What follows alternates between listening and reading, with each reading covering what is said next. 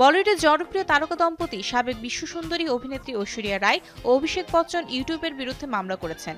এ মামলায় গুগল সহ অন্যদের কাছ থেকে $4,50,000 ক্ষতিপূরণ দাবি করেছেন তারা।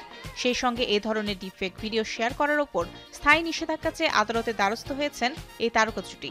মানহানিকর ও বিভ্রান্তিকর কন্টেন্ট প্রচারের অভিযোগে তারা প্ল্যাটফর্ম ইউটিউব ও এর মূল সংস্থা গুগলের বিরুদ্ধে মামলা করেছেন। অভিষেক ও ঐশ্বরিয়ার অভিযোগের কেন্দ্রবিন্দুতে রয়েছে ইউটিউবে প্রচারিত শত শত লিঙ্ক আর স্ক্রিনশট, যেখানে এআই এর মাধ্যমে তৈরি ভিডিওতে তাদের নিয়ে ভয়াবহ, যৌন, উস্কানিমূলক ও কাল্পনিক বিষয়বস্তু দেখানো হয়েছে।